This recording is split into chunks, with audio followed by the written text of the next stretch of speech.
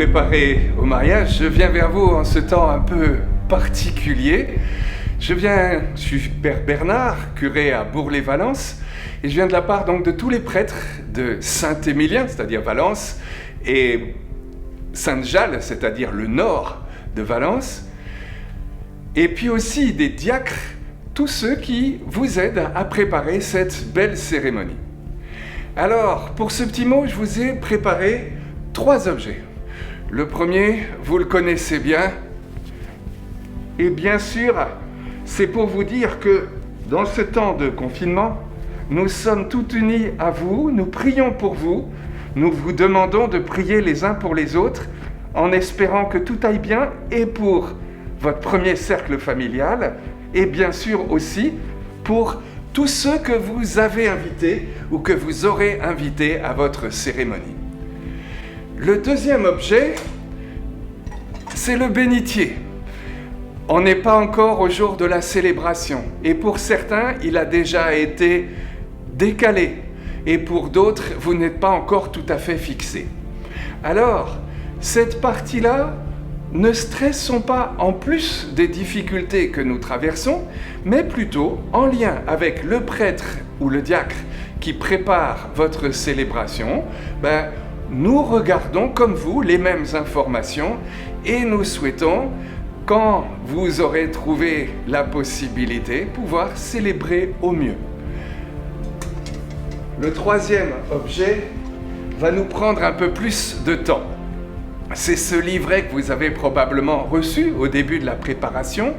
Et bien sûr, ce qui vous manque et ce qui nous manque, c'est cette réflexion avec les différents couples, parce que c'est extrêmement riche d'échanger, de voir combien ça n'est pas une théorie, le mariage, mais plutôt un amour qui nous vient de Dieu, que vous avez accueilli, que vous voulez donner, et entendre l'expérience et des couples accompagnateurs qui ont quelque chose à vous transmettre, et aussi des autres couples qui se préparent en même temps que vous avec leurs histoires, avec bien sûr leurs difficultés, et surtout cette allégresse qui vous pousse à vous donner pour toute la vie et à recevoir ce sacrement si beau.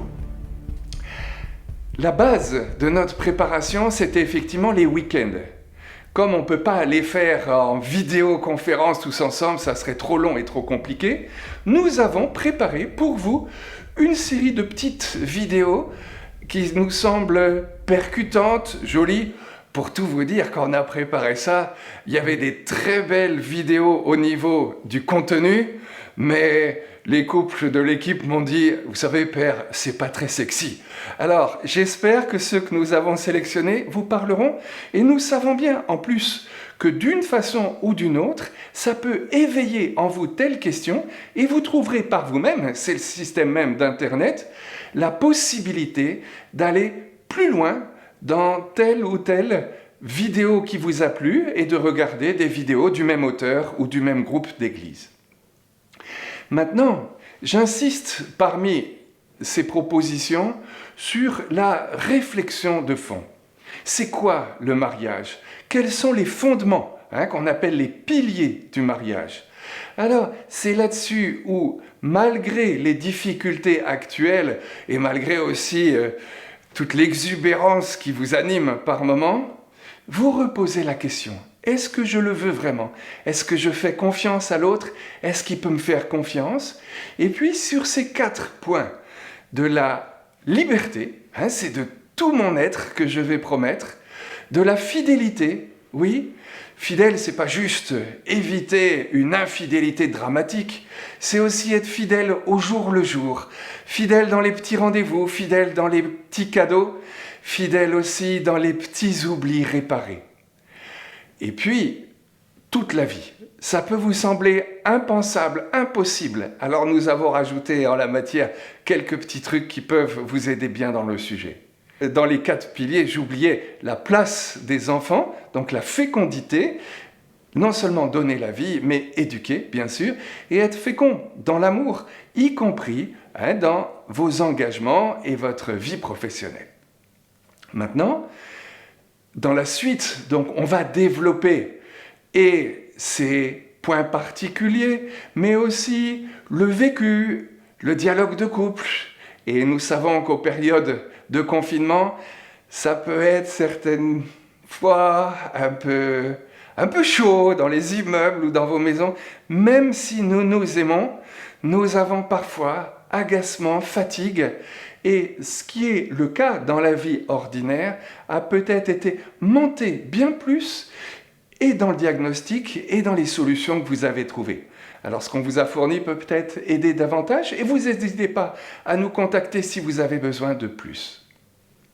Certains n'aiment pas trop les vidéos, alors on a mis aussi des petites références audio et puis des petits exercices papier. Ça peut vous aider beaucoup. Maintenant, dans notre préparation des années habituelles, il y a non seulement ces week-ends, résumés à travers ce que je viens de vous proposer et que vous retrouverez dans le grand papier que vous avez aussi normalement ce qu'on appelle l'après-midi Jésus-Christ, c'est-à-dire un moment dans l'église de Saint-Marcel-les-Valences habituellement, où il y a un temps de redécouverte avec des témoignages, avec effectivement aussi un partage en groupe.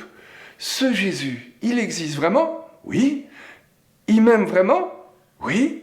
Il peut changer ma vie? Oui. Il peut changer notre vie de couple, il s'intéresse à nous? Oui, vraiment, je vous le certifie. Et même si nous n'avons pas l'occasion de partager et prier ensemble, à l'après-midi Jésus-Christ, qui a été décalé et peut-être même supprimé cette année, eh bien, je vous donne juste ce texte un peu nouveau qui avait été choisi. Alors, je sors ma grosse Bible, même si ce texte, je le connais un peu par cœur, vous vous doutez, et puis peut-être je le commenterai avec vos timidités vis-à-vis de Dieu, avec aussi cette attente comme celle de ce drôle de bonhomme pas très fréquentable, il faut bien le dire, au début de l'histoire, qui s'appelle Zachée. C'est dans l'évangile de Saint Luc, au chapitre 19. Entré dans la ville de Jéricho, Jésus traversait la ville. Survint un homme appelé Zachée. C'était un chef des collecteurs d'impôts et il était riche. Il cherchait à voir qui était Jésus et il ne pouvait pas y parvenir à cause de la foule parce qu'il était de petite taille. Petit arrêt, si on vous a choisi ce texte, c'est un peu pour ça. Parfois, nous avons l'impression d'être un peu petits, un peu ignorés par la foule, un peu ignorés par l'Église. Nous nous sentons pas très bien. Alors, l'Église, qui est la foule d'aujourd'hui, nous attire vers Jésus, et c'est bien. Et parfois, peut-être nous pouvons avoir l'impression que la foule, elle fait barrage, qu'elle nous empêche de voir Jésus. Alors ça, c'est faux. En tout cas, attendons la suite.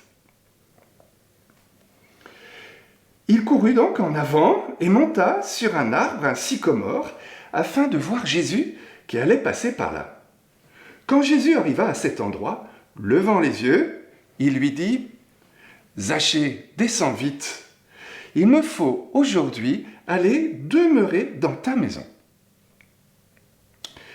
Vite, Zachée descendit et l'accueillit tout joyeux.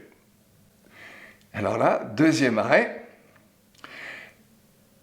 C'est pas vous, c'est pas moi qui avons inventé le sacrement du mariage, mais bien Jésus et son Église qu'il a mise en œuvre après lui.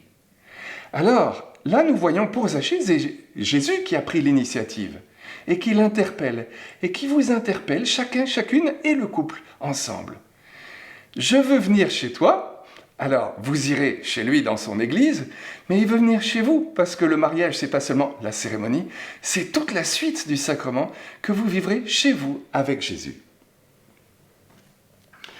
Voyant cela, tous à l'extérieur murmuraient. Ils disaient, c'est chez un pécheur qu'il est allé loger. Mais Zachée, s'avançant, dit au Seigneur, « Eh bien, Seigneur, je fais don aux pauvres de la moitié de mes biens. Et si j'ai fait du tort à quelqu'un, je lui rends 4 fois plus. » Alors, Jésus dit à son propos, « Aujourd'hui, le salut est venu pour cette maison, car lui aussi, est un fils d'Abraham. En effet, le Fils de l'homme est venu chercher et sauver ce qui était perdu. C'est juste un petit passage de cette immense Bible, un petit passage du bel évangile. L'invitation, vous l'avez compris, c'est dès maintenant, dans la prière, inviter Jésus. Il est venu pour nous sauver, alors confions-lui nos soucis et demandons-lui qu'il nous débarrasse de ce fléau. Confions-lui notre souci particulier de la date de la cérémonie et des modalités, parce qu'il s'intéresse, lui qui a pris un corps humain, à tout le concret de nos corps et de nos vies.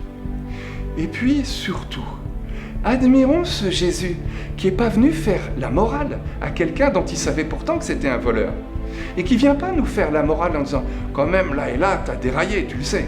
Non. Mais par contre, dès que vous allez vous approcher de lui, un peu davantage, vous verrez que cette joie que vous aurez vous poussera librement à aller plus loin dans le don de vous-même à l'être aimé, aller plus loin dans le don de vous-même à Jésus et son amour total, aller plus avant dans vos engagements, dans votre métier, dans l'Église, dans la société. À tous, je souhaite une très bonne préparation, malgré les difficultés, et bonne route. Vraiment, nous vous bénissons par avance avant de pouvoir bénir vos célébrations.